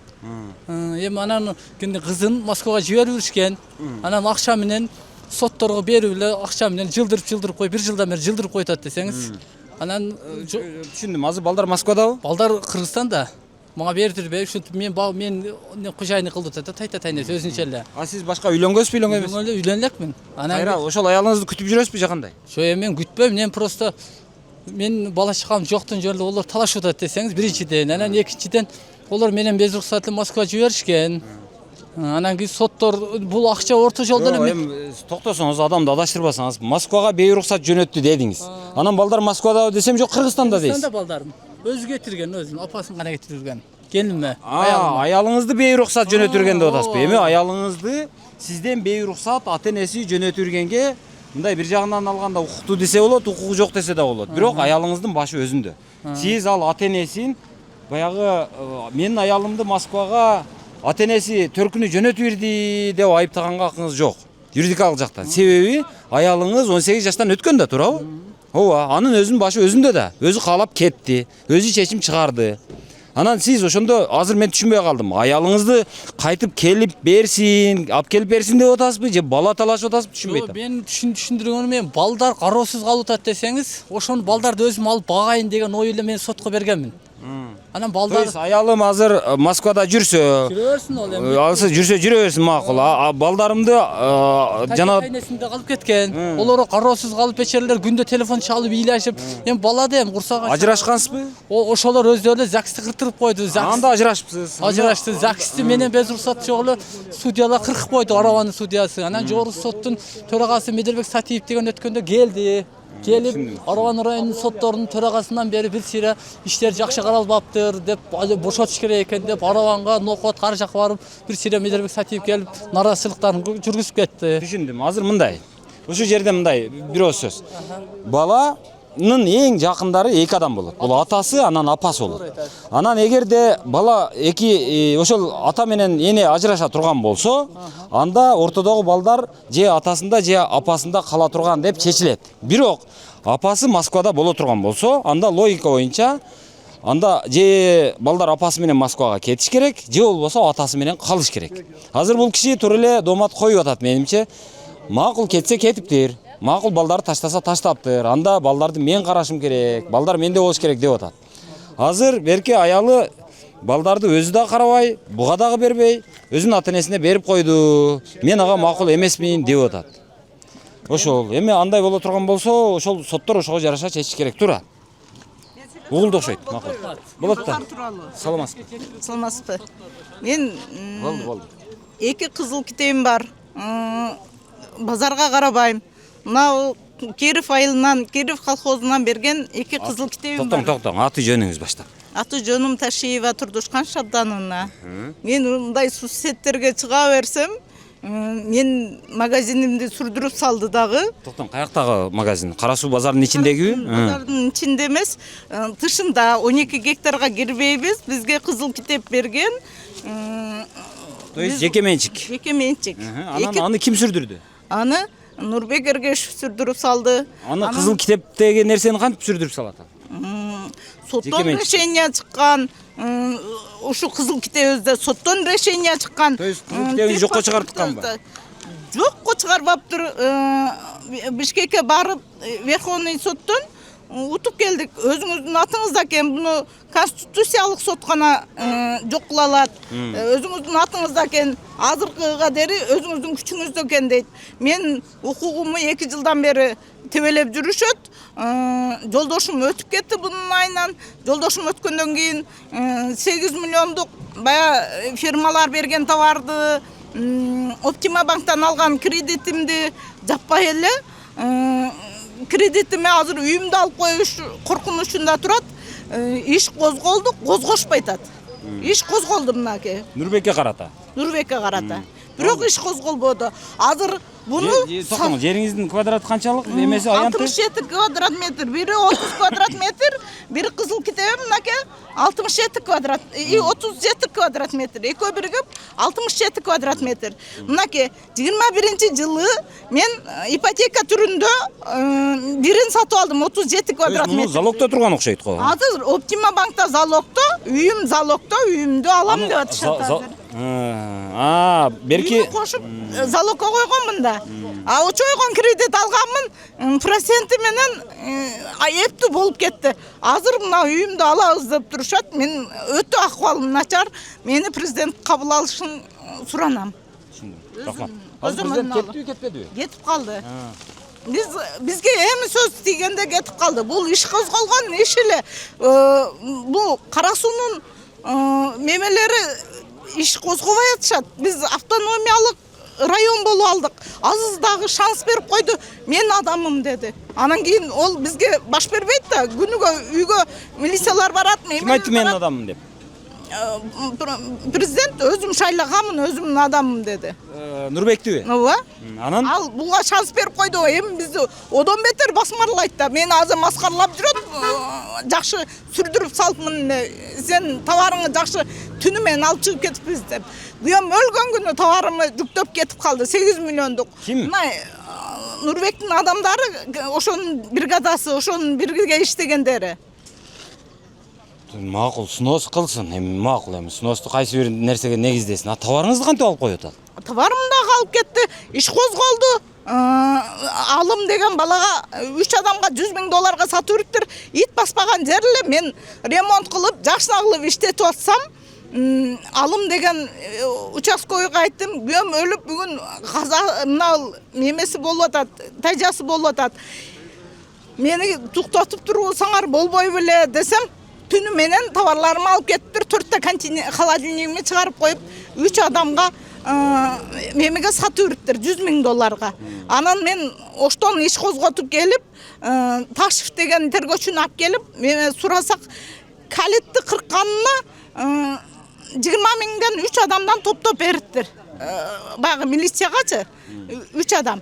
Анан кийин бул мемени 100 000 долларга сатып жүрүптүр. А менин товарымы ошо менен бирге иштегендер алып кеткенби, бүт түнү менен алып жок кылып салды. Түшүнмөдүк э? Улап деп ойлойм, болду. 6,5 миллион карызым турат азыр. 2 контейнер бердим дейт, 2 контейнерин арендага берди. Ону арендага мен иштете албайм, нөл менен кантип иштетем? Түшүндүм. Assalamu алейкум. Биз этникалык кыргыздардын жетекчиси болобуз. Кызылкия, Баткен областына караштуу Кызылкия шаарынан келип, президентке жолугуп, көйгөйлөр бар деп баягы этникалык Мургаб районунан көчүп келген кыргыздардын көйгөйлөрү бар эле, ошол боюнча сүйлөшөйүн деп келип, жетише албай калдым, кире албай калдым, айкалчы. Анан маселе аты жөнүңүз? Биздин атыбыз Курбанбек болот, Осмонов Курбанбек Мухаммедович. Кызылкия шаарында жашайм, этникалык кыргыздардын үстүнөн иштейм өзүм. Биздин эң негизги маселелерибиз эле биз буга чейин президент көп жардамдарды берип келди. Аллага шүгүр эле. Карылман берди, башка нерселерди берди, Тажикстандан келген кыргыздар боюнча деп, тезирээк паспорт алганыңар боюнча деди. Алар боюнча биздин эч кандай немебиз жок. Андан тышкары азыр мына жол Тажикстан менен Мургаб районунун жолу ачылгандан кийин биздин Кыргызстандан жараны алган жаш балдарыбыз Тажикстанга барса, ал жерде кармап калып, сен учеттон чыккан эмессиң деп туруп, немеге алып кетип жатат. Армияга алып кетип жатат да. Мургабты кыргыздарды азыр армияга алып кетип атабы? Армияга алып кетип жатат. Ошол боюнча бул эми дипломатиялык чечиле турган иш баягыдай чечилбейт. Ошол боюнча бир маселелерди айтып, ошону бир чечип берсеңиздер деп сүйлөшөйүн деп келгем. Андан тышкары Тажикстан Республикасынан, Кыргызстан Республикасына дагы туугандарга келген адамдар 2 айга чейин 60 күнгө уруксат берилген да. 60 күн жүрүш керек да, 60 күн бүткөндө баягы немеге учетко олтуруп туруп чыгып кетиш керек кайтып. Кирди чыкты кылып коюш керек. Кирди чыкты болбой калат да, 60 күндөн кийин чыгып кетиш керек. Дагы барып Тажикстанга киргенден кийин кайтып Кыргызстанга кире албайт. Дагы 60 күн аякта жүрүш керек. Ошондой кылып койгон. Ошондой болуп калган. Ошону жеңилдетилген түрдө бул 541 токтом менен кирип калган да. Ошону бир жеңилдетилген түрүнү кылып берсеңиз деп ошолорду суранайын деп келгенмин. Бирок жолуга албай калдым. Катты жазып таштап койдум. Түшүндүм. Азыр мындай экен бул жерде проблема. Билесиңер, Тажикстандын Мургаб жана Жергетал деген жерлеринде кыргыздар жашайт. Ал кыргыздар Тажикстандагы этникалык кыргыздар деп аталат. Анан алар кайра тарыхый мекени дегендей Кыргызстанга көчүп келүүнү көбү каалайт. Анан алар үчүн атайын кайрылман деген программа түзүлгөн. То есть кайрылман деген статус берилип, ошонун негизинде ал кыргыздарга паспорт берилип, жарандык берилип, Кыргызстан жаранды деп таанылат. Бирок азыр бул киши айтып атат. Жарандыгы бар эле кыргыз жарандары кайрадан Тажикстанга кирсе, биздин балдарды Тажикстан сен бизден учеттон чыккан эмессиң, сени биз Кыргызстандын жаранды деп тааныбайбыз. Сен бизде жанагы аскердик кызматты өтөшүң керек деп аскерге алып кетип калып атат деп атат. Бул бир. Экинчи маселе, ал жакта калган Кыргызстандын жарандыгын ал элек кыргыздар Кыргызстанга келип тура турган болсо 60 күн бул жакта турат. Бирок 60 күнүн ичинде 60 күн өтүп кеткенге чейин кайра Тажикстанга чыгып, ал жакта дагы 60 күн жашап, анан кайра киргенге жанагы аргасыз, жөн эле кирди чыкты кылып койсо болбойт. Ошонун юридикалык ушундай бир тушообу бар деп атат. Ошону чечип берсе деп атат. Туура эле айттымбы? Ошондой. Макул. Рахмат чоң. Assalamu алейкум. Assalamu алейкум. Эме мындай көйгөй болду. Мен азыр аты жөнүңүз? Жээнбеков Суяркул. Каяктан келдиңиз? Мен өзү жашаган жерим өзгөн. Бирок мына Фуркат деген айылга 2 этаж үй салган элем балама. Ал өзү кандидатына бир кызым болсо Германияда докторантурада болуп, былтыры Садыр Нуркожоевдон баягы эл үмүтү деген стипендия алган. Ошондо мени эшектер, иттер деген ошо жаман сөздөр менен ал судьянын аялы болгон да. Токтоң. Токтоң. Сиз азыр Садыр Нурго сиз башка кыздар маякта окуйт деп атып эле? Мен маанисин айтайын дегем. Ушу мени аябай жамандады. Жок, ким? Неге жамандайт? Ошолор тиги судьянын аялы. Ал неге жамандайт? Себеби мен анын үйүн алгам. Токтоң, мындай. Түшүндүрүп айталы. Сиз өзгөндүн тургунусуз. Бирок балдарыма деп Кара Суу районунун Фуркат айылына сиз 2 кабаттуу үй салгансыз. Докулуш бүтүргөнбүз. Бүтүргөнсүз. Анан кийин балам 6 баласы бар эле тиги эме деп ата мен Батирде эле жашайын. Фуркаттан ал Актилекте мектепте да алыс болуп калат экен, пересадка болуп кыйналат экен. Деп анан кийин биз үстөгүнө акча алганбыз. Жок, үйдү алмашканбыз да, мында акча алганбыз. Көрдүңүз. Токтоң. Сиз анан баягы салган үйүңүздү Ош шаарынан Батирге алмаштыргансыз. Элитный Батирге. Батирге алмаштырдыңыз. Анан алмаштырганда баягы башма-баш алмашты, бирок жок, акча алгам, мен үстөк алгам. Жок, эми башма-баштан тышкары үйдө алмашкансыңар да, туура. Үйдө алмашып, анан сиздин үйүңүз кымбат болгон үчүн белгилер сизге акча кошуп берди. Эң туура. Анан мындай болду. Убакыт өттү, булар айткан эмне деп. Сизге батирин берген адамдар. Аксакал, мен жашап турайын, айына $500 төлөп турам. 6 ай төлөдү, сөз жок. Анан кийин 6 айдан кийин булар анан сотко кайрылыптыр. Эме бул батир өзү негизи андай мындай деп. Короче, ал судьянын аялы. Ал белгилүү Ошто тааныбаган адам жок. Аны сен деле корсоң керек, чынын айтканда. Кожомкулов Алайбек Рамазанович. Аны мына Акбата деген 3 рестораны бар. Оштун борборунда. Последний модель джип минип жүрөт. Lexus. Мейли ал, мен байлыгына кызыкпайм. Мен байлыгым, мен атам керек болсо согушта катышып, жарадар болгондон 46-жылга чейин заводдо иштеген. Баягы келечек үчүн. Анан кийин бул биз сотко бердик. Жогорку сотко. Неге сотко бересиз аны? Шаардык сот, областтык сот, жогорку сот. Үйдөн чыкпай койду да. Анан үйдөн чыгарды. Ал үйүңүздү, сиздин үйүңүздү Батирди алмашканбыз. Анан кийин мындай болду. Анан булар кассация жазып, кайрадан анан кийин эме областтык сотко жөнөттү. Областтык сот, жогорку соттон 3 жолу уттум да, мында кыргызча айтканда. Эмне талаштыңыздар? Ошо Батирде олар талашып атат да. Акчасын алган, кадастр аркылуу өткөрүлгөн. Бул эме законный болгон оформление, мырза. Анан мындай да эми бул мусулманчылыкка эмес, христиандарга дагы жакпайт. Бирөөнүн Батирине талашкан. Эми анын күйөөсү судья экен. Бир эле эпизодду айтайын. Мына акыркы 4 декабрда облус сот мен пайдама чыгарды. Анан 3 айдын ичинде бирок жогорку сотко кайрылышка мүмкүн деген эме бар. 3 апрелде эме берип атат. 3 мартта берип атат. 4-4-сүндө болгондо бир күн калганда берет. Булар эмени мыйзамды өтө кыйын билет экен да. Мен азыр ошого төраганын жардамчысына айттым. Максатыңыз эмне? Максатым ошого окшогон чимкирик дейбизби, бир ушундай нетүрдүү доход менен байган адамдарды, ушундай мыйзам менен иштеген адамдардын мыйзамсыз аракеттери мына иштешке моралдык укугу жок деп айтып атам. Мен ошого утсам дагы. Түшүндүм. Бул областтык азыр Ысык Көл областында зам болуп иштеп атат. Судьяда өтө эмеси Макул, түшүндүм. Мына азыр сүйлөгөн сөзүңүз бардыгы видеого тартылды. Жарыялансынбы, жарыяланбасынбы? Сөзсүз жарыяланыш керек. Болду. Жоопкерчилик өзүңүздө. Эме, Ыдырыс мырза, сени жакшы көрүп, өзүң айтмакчы. Эме, постоянный көрөм. Ошон үчүн азыр көрүп алып элек сага келдим. Биздин маселе аябай татаал бул. Түшүндүм. Азыр мындай. Эми мынау жогорку соттун төрагасы жанагы ким эле Медербек Сатыев мырза. Азыр бул сизге тиешелүү маселе окшойт. Ошол сиздин карамагыңыздагы сот жөнүндө мүлк талаш маселеси боюнча бул киши доомат айтып атат. Анан аны кандай чечесиздер, кандай ага баа бересиздер? Ал эми сиздердин ыктыярыңыздардагы нерсе? Эң маанилүү. Менин батиримди бир тууган сиңдисине оформить эткен. Анан дагы бир аялдыкын Дагы бир аялдыкын бир тууган жеңесине. Мен анан бөлө тагаларын айтпайм. Макул, айланайын. Мен азыр айттым. Мына жогорку соттун төрагасы ушуну карап коюңуздарчы дедим. Азыр эми анын мынанчанчы числодо мынандай, анан кийин муну мынога өткөрдү, анан мындай болду дегенде азыр мына жерде айтып түшүндүрө албайбыз. Эме сага жолукса болобу өзү мен. Жок, мен мүлк талашка аралашпайм.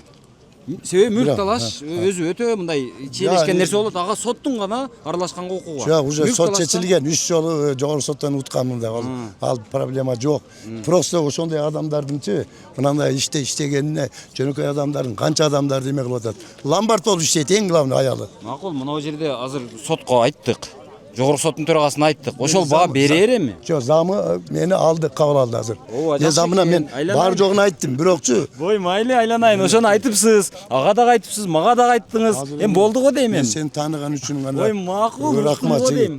Эл үчүн кызматың, эл үчүн кылган кызмат жооптуу. Рахмат. Алейкум ассалам. Мен багы аты жөнүңүз? Азизбек Калбеков. Мен уулум токтом каяктын тургуну болосуң? Араван районунун Жаңы Араван айылынын тургунумун. Ошо президентке келип кайрыла албадык, кире албадык. Кече? Бүгүн бүгүн буяка чейин кууп келдик. Кече дагы кире албадык, бүгүн дагы кире албадык. Эми ошол бир көргөй бар. Уулуму 21-жылы подстава менен Москвадан кармап камалган. Анан кийин аны экстрадиция кылып 24-жылы буяка которгонбуз. Азыркы күнгө чейин 2 жолу президентский аппаратка кайрылдык. Кайрылган инстанциябыз калбады. Бир эле жалгыз уул 4 кыздын ичинде.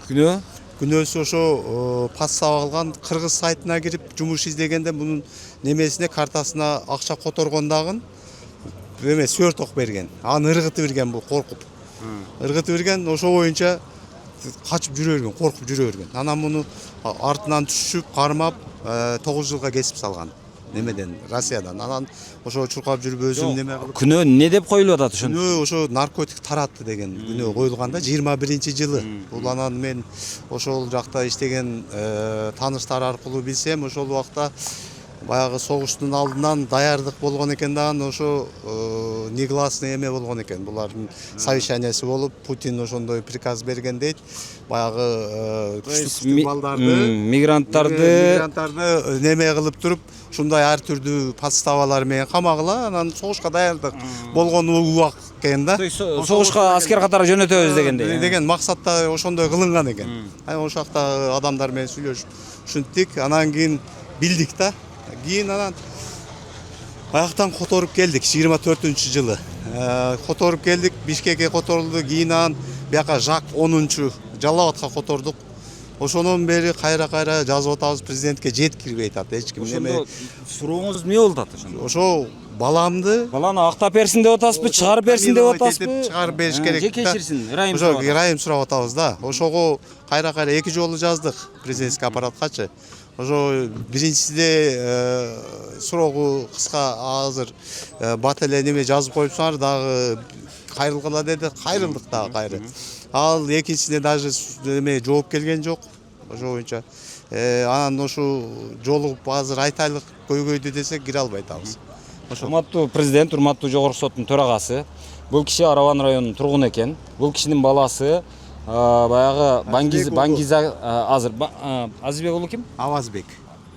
Азизбек уулу Авазбек. 2000-жылы туулган 13-май. Азыркы убакта жашоо немеси ошол жакта. 4 кыздын ортосундагы жалгыз бала экен. Орусияда жүрүптүр.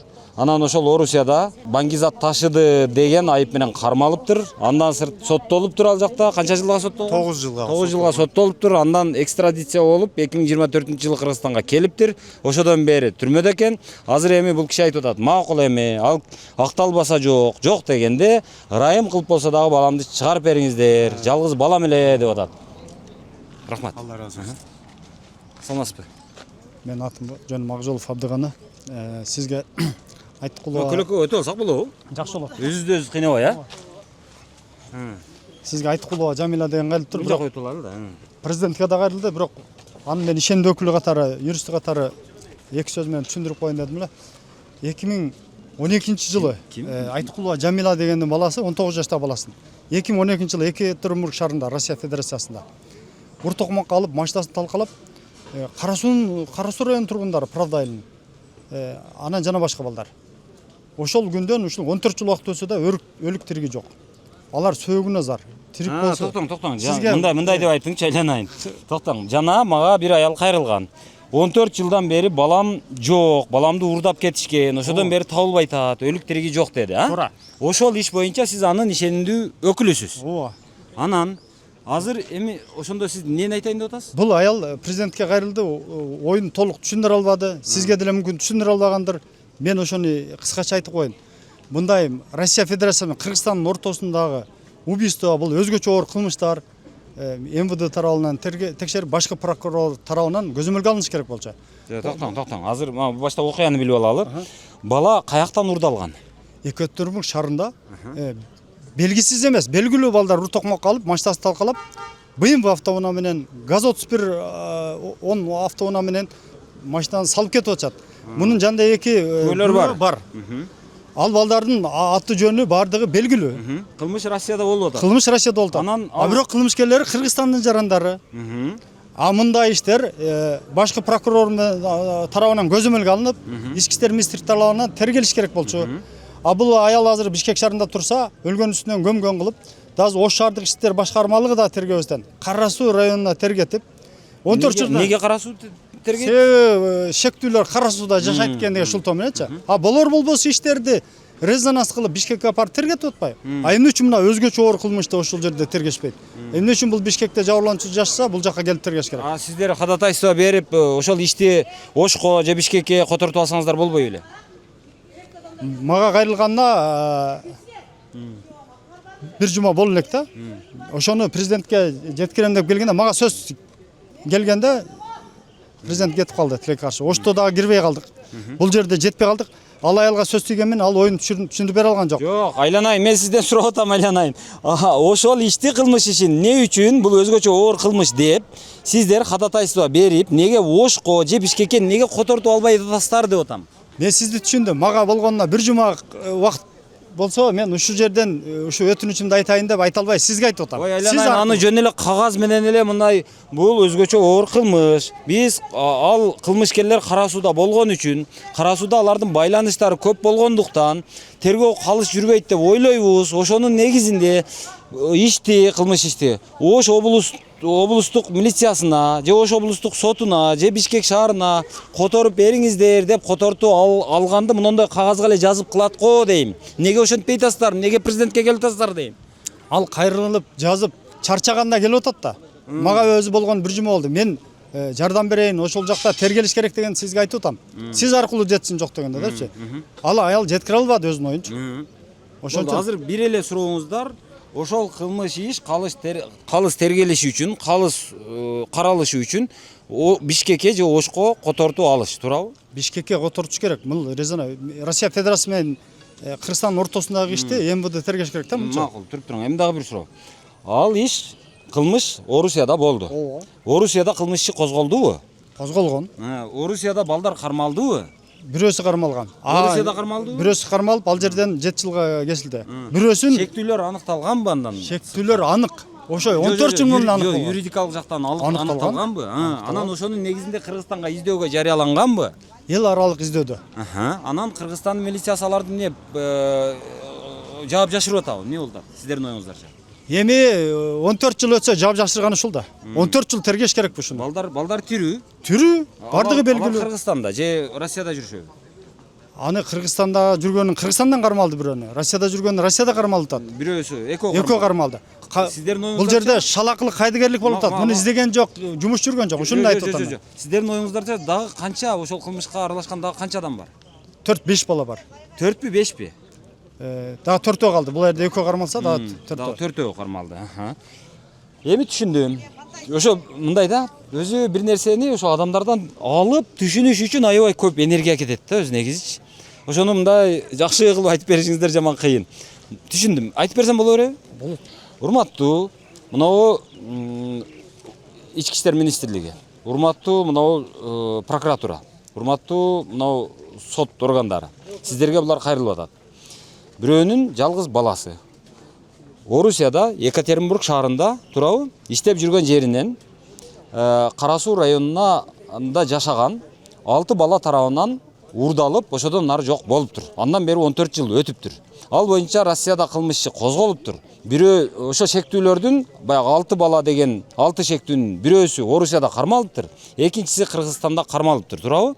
Анан азыр 4-өө кармала элек экен. Булар айтып атат, бала каякка көмүлгөн, бала не болду? Анан берки ошонун аныктап беришсе, андан сырткары жанагы балдарды ошол кылмышка тиешелүү 4 баланы дагы камап беришсе деп атат. Турабы? Туура. Ошонун жазасын берсин деп атат. Кара Суу райондук сот эмес, Бишкек ички иштер министрлиги тергеш керек болчу. Себеби эки өлкөнүн ортосунда болгон бул өзгөчө оор кылмыш болуп атпайбы? Түшүндүм. 19 жаштагы бала азыр 33кө чыкмак. Эмкиче балдары ата энеси сөөгүнө зар. Түшүндүм. Же өлүк тирги белгиси болуп атат. Түшүндүм. Болдубу? Арыздар түгөндү окшойт, а? Салам алейкум. Жақсылар. Мен Сабай айлы өкмөтүнүн Октябрь айынан келдим. Аты жөнүңүз? Болотайлы уулу Уларбек. Мен арызым мындай 2010дон кийин жер алганбыз, мыйзам түрүндө октябрдан. Анан Сабай айлы өкмөтүнөн үй салып, башка кылып жашап жүрдүк. Токтом чыккан. Токтом бар козу. Бирок кызыл китеп кылган эмеспиз да. Мен бир эле мен эмес, жанында кошунамдар да. Жок, токтом чыккандан кийин архитектура жанагы жерди келип ченеп, казыгын кагып берген. Казып берген, аныктап берген, баары жакшы. Ал жерде бирок жанагы не деп коет, жанагы госакты алганга жетишкен эмессиздер. Жок, турмуштун айынан жүрдүк да, стройка кылып, анан бир эле менин маселем эмес. Жанында кошунамдагылар полный меникине окшош. Буну бир үй бүлө кылтат. Жок, түшүнбөдүм, токтоп туруң ага чейин. Сиз ошентип жерди алдыңыз. Ооба, мыйзам түрүндө. Анан баягы госакты алган жоксуз. Госакты алган жокмун. Бирок үйдү салдыңыздар, жашап атасыздар. Эч ким талашкан эмес. Кошунамдардыкынан эч ким талашкан эмес. Баары бириз тааныйбыз, эч ким талашкан эмес. Анан ошентип тынч канча жыл жашадыңыздар? 25кече. Мен 25 келдим. Кокусунан эле келип анан Жок, кайсы жылдан канча жыл, кайсы жыл? 2014 башталган, биринчи фунат өзүм баштагам. 2025-жылга чейин эч ким талашкан эмес, проблема болгон эмес ал жерде. Анан 2025 келдим Москвадан.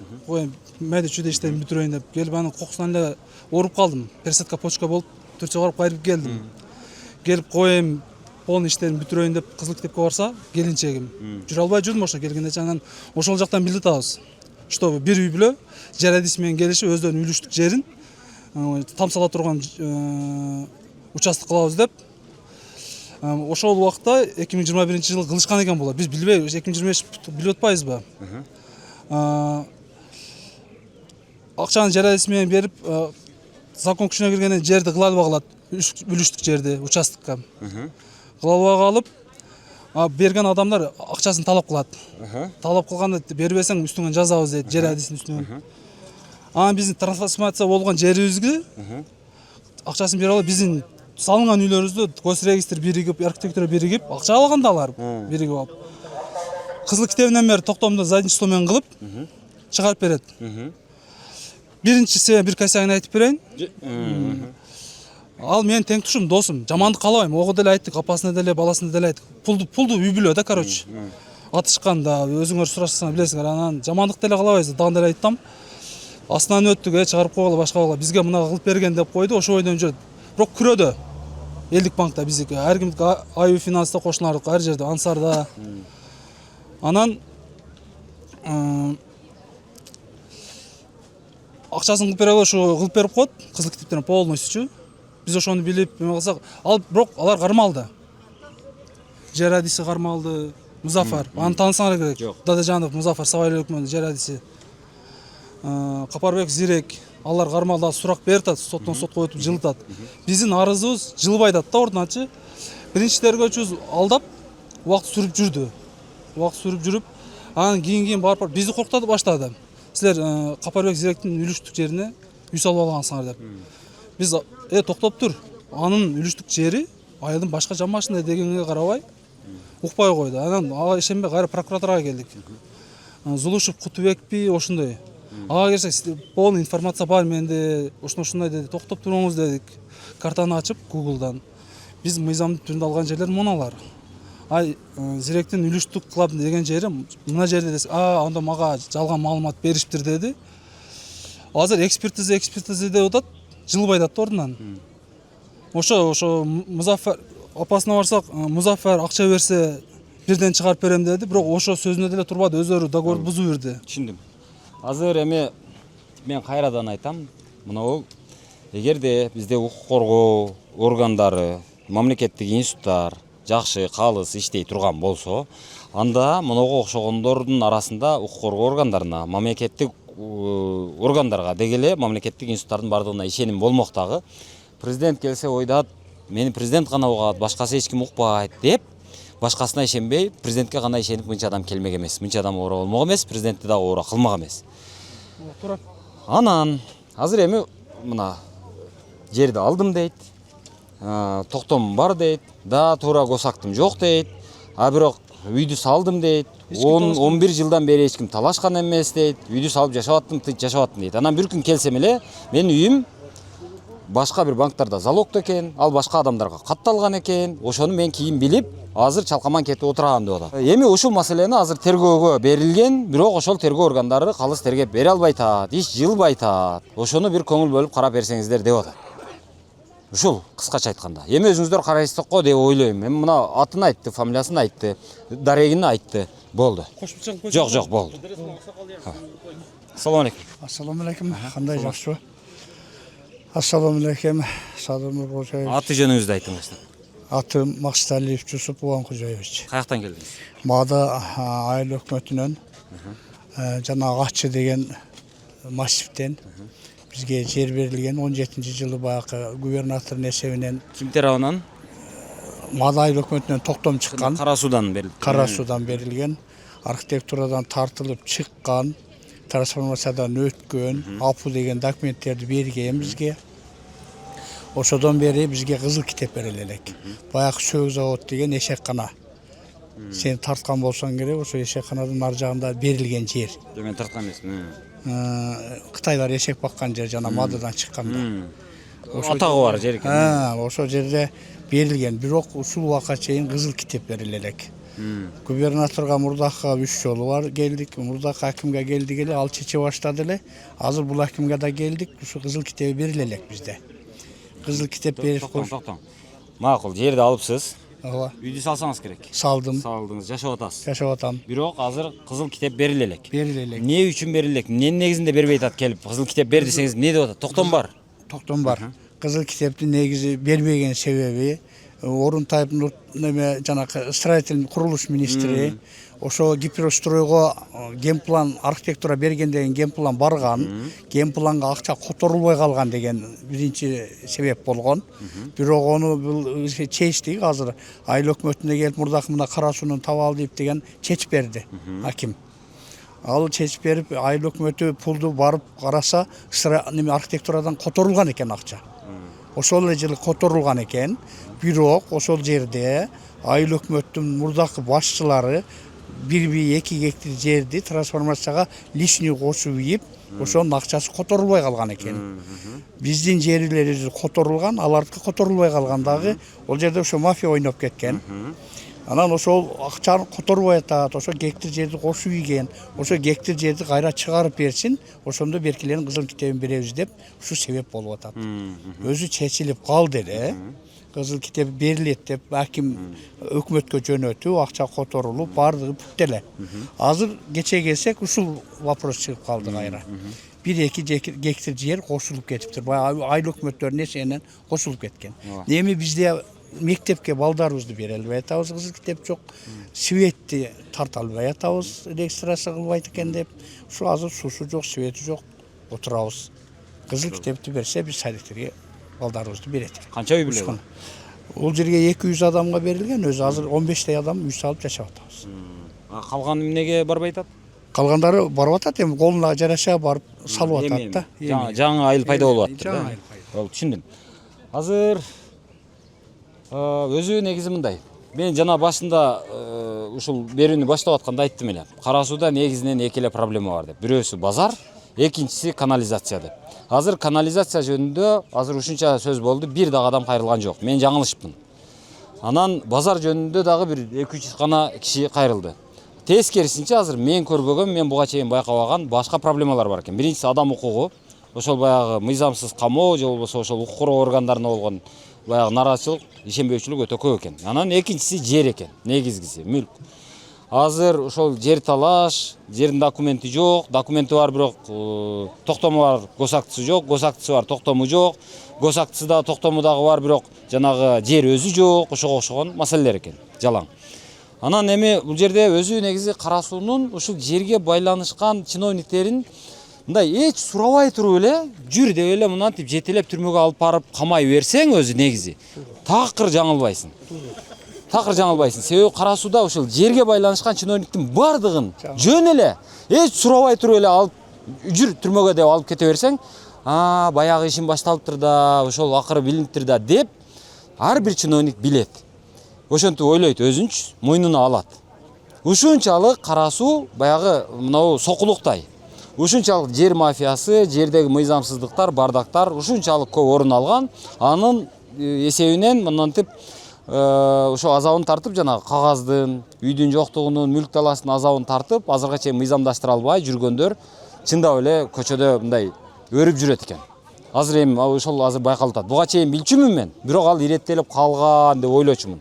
Азыркы акыркы 5 жылдан берки мына мыйзамдуулук орноп атат дегенден берки 5 жылда дагы орнобоптур.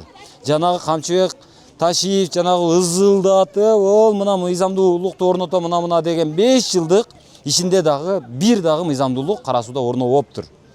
Документтер ордуна келбептир. Адамдардын укугу мындай орун албаптыр. Ошол жыйынтык. Болду. Салам алейкум. Эме 36 айлык меттен болом. 2000 Аты жөнүңүз? Ахматжан Лайбек. 2017 үй согамын. Шартка байланыштуу документке үлгүгө эмесмин. Документ токтом, кызыл китеп.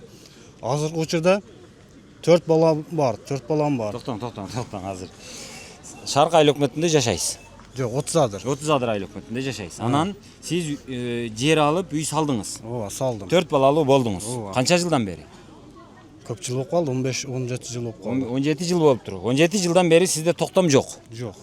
Госакт жок. Жок. Жер бар. Жер бар. Кандайча мындай сыйкырдуу? Кыскасы эми барсам азыр жерди кантип алып алгансыз дейм. Сизге сатып алганмын. Сиз кандай жер сатып аласыз? Сиз документ жок болсо, эч нерсе жок болсо кантип сатып аласыз? Документ өзүңөр кыласыңар да. Илгери маалда ошондой болгон да, үйдөгүлөр алган да, мен билбейм го, ягын сатып алганмын. То есть мен келдим сизге, ака, мына жер меники, аласыңбы дедим. Сизге жакты, сиз сатып алдыңыз, баалаштык, сиз сатып алдыңыз. Мен акчаны алдым, кеттим. Өкмөт жактан чек берилген эмес. Атабыз эрте өтүп кеткен, жаш малыбыз эми Мен аны түшүнүп атам. Анан эме мен сизге мына жерди саттым. Сиз алдыңыз. Анан мен өзүм казык менен кагып көрсөтүп бердим. Мына меники дедим. Туурабы? Сиз ишендиңиз. Акчаны бердиңиз. Үйдү салдыңыз. Эч ким кояй деген жок. Жок. Анан сиз документ сураган жоксуз менден. Жок. Анан эми эмне үчүн сурабай жүрө бербейлиңиз? Эмне документ керек болуп калды сизге? Эми аз бала чакага метрикеге керек экен, башкага керек экен. Айлык өкмөткө барсам, барып, каерге барсаң, барып бүтүрүп ал деп атат. Жок, айлык өкмөткө барсаңыз барып бүтүрүп ал дейт. Эмне дейт азыр айлык өкмөт? Сен бул жер сеники эмес дебедиби? Ошентип анан кыйынчылык болуп атат да менде. Сеники эмес дедиби? Жок, андай деген жок. Эмнеге андай дебейт?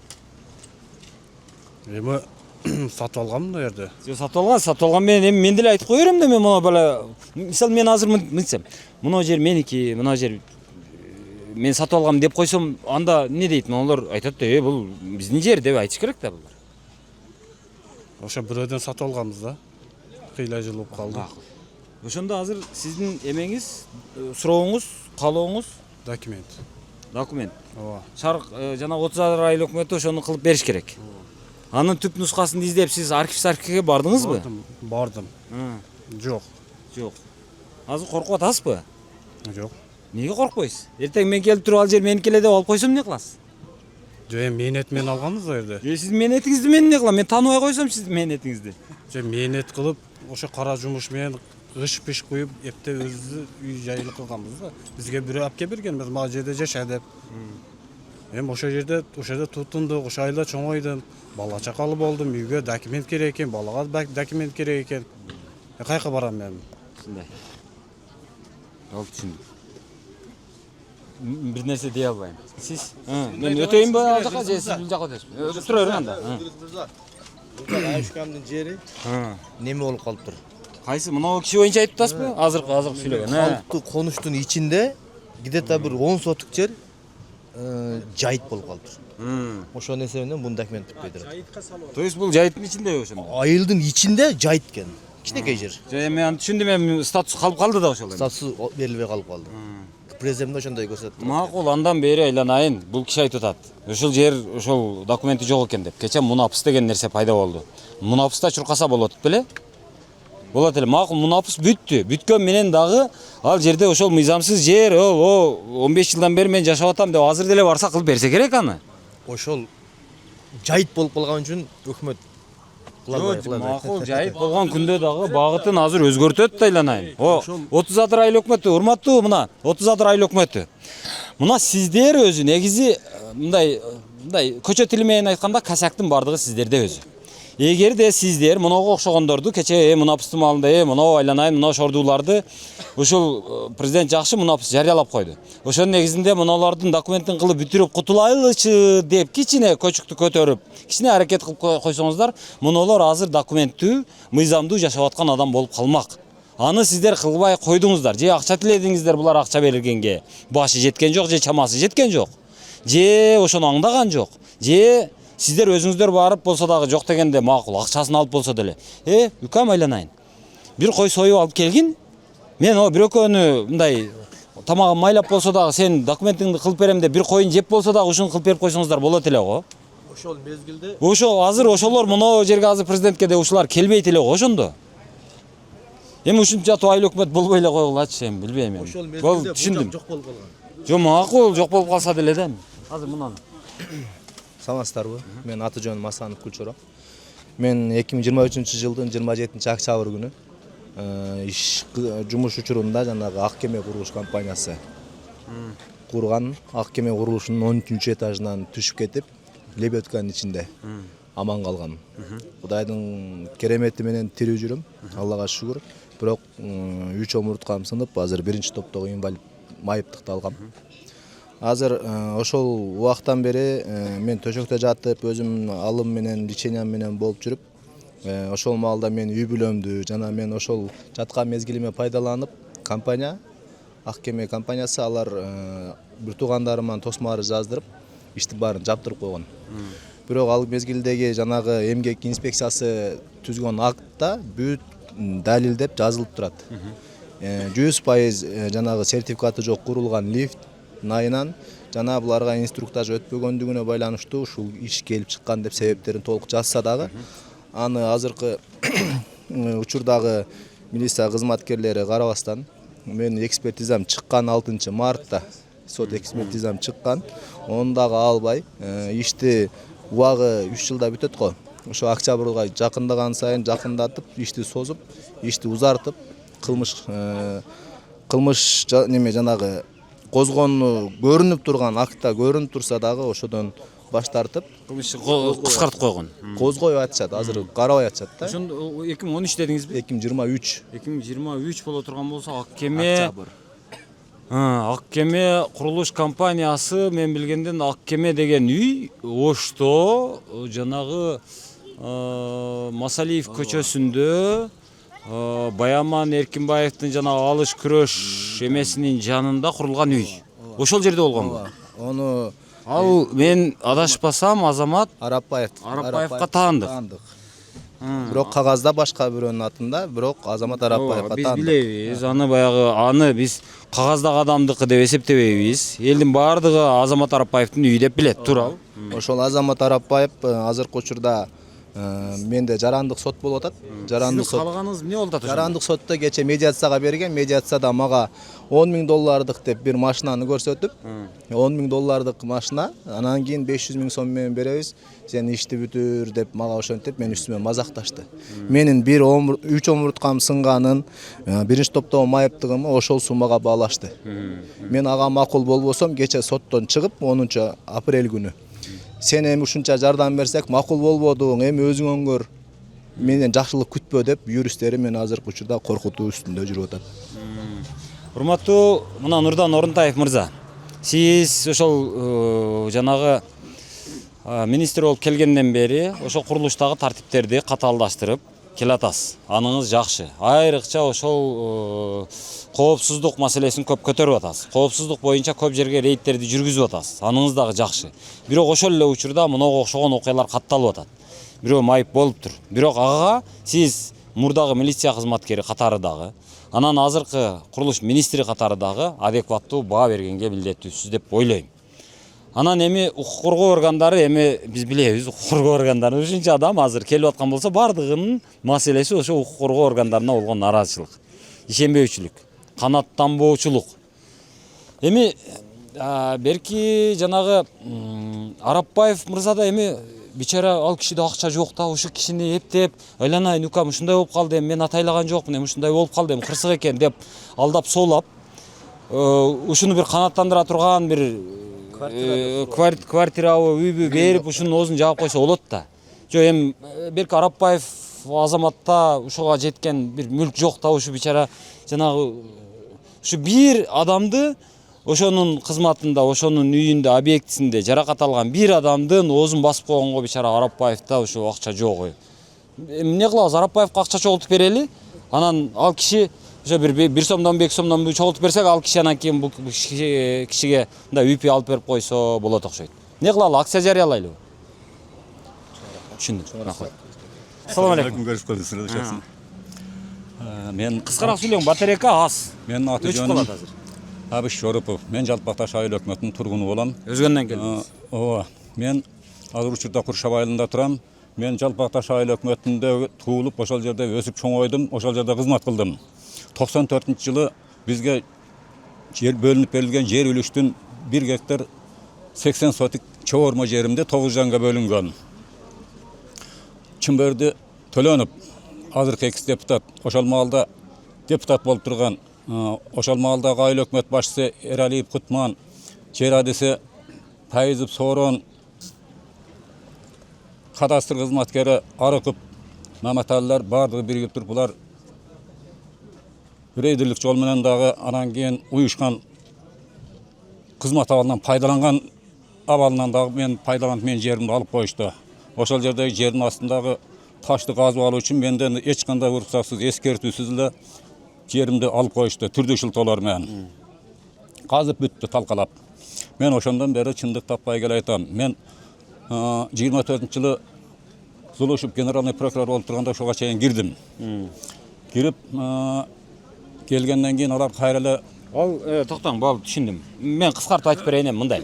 Өзү бул кишилер эртең сиздер президент мен байкашымча эртең же бүрүс күн өзгөнгө бармак. Ошондо дагы ушул маселени көтөрүп айтсаңыздар болмок. Азыр андай кылбадыңыздар, макул келип алсыздар, айтып коеюн. Өзгөндө Жалпакташ деген жер бар. Ал жерде мындай жайыт жер, тала, ал көбүнчө чопкана деп коесуздар, чогормо жер. Анан ошол жерде жанагы Сары Таш деген кен чыгат.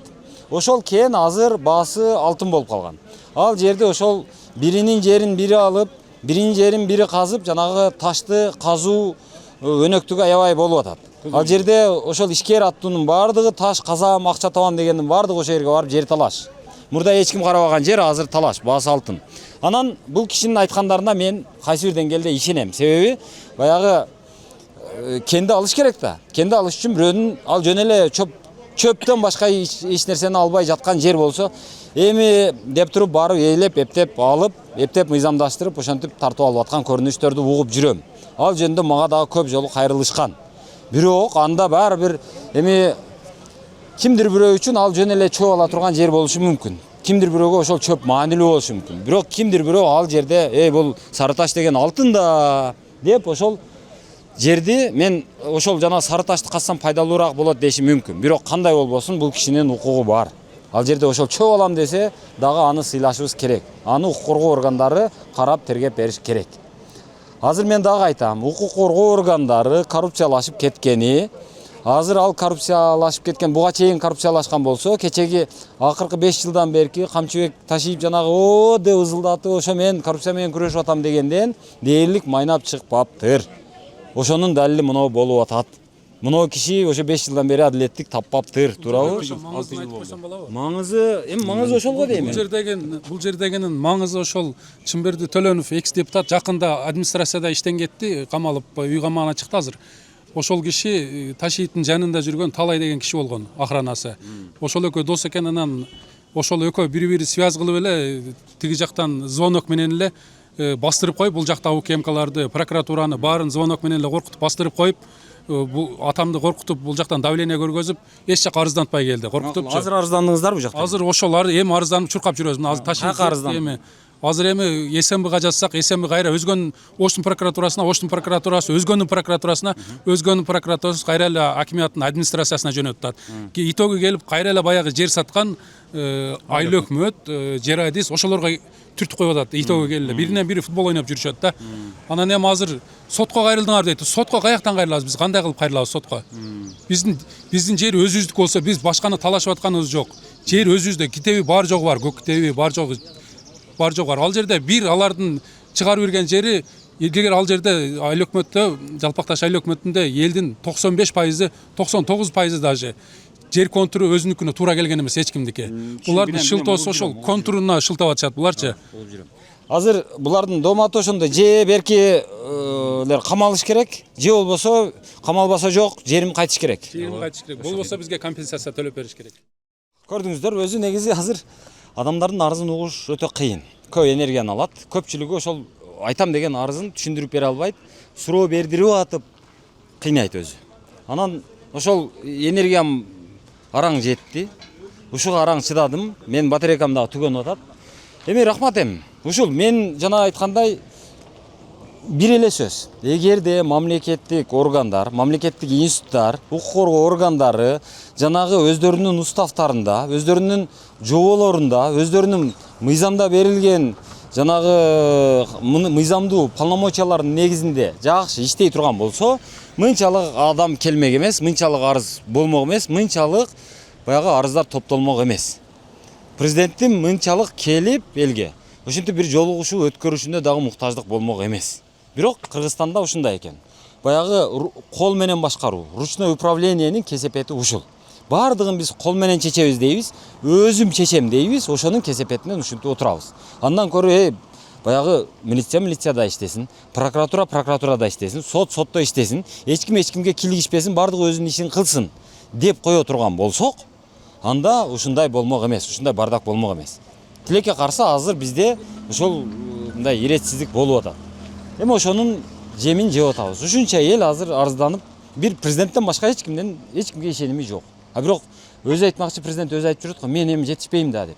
Албетте жетишпейт да. Ошон үчүн бөлүп бериш керек да. Мына милицияда иштеп берчи деп элечи. Сотто иштесинчи деп эле сотко эркиндикти берип, мамлекеттик органдардын ошол ишин ошол кагазда жазылгандай эле кылып коелучу, сураныч.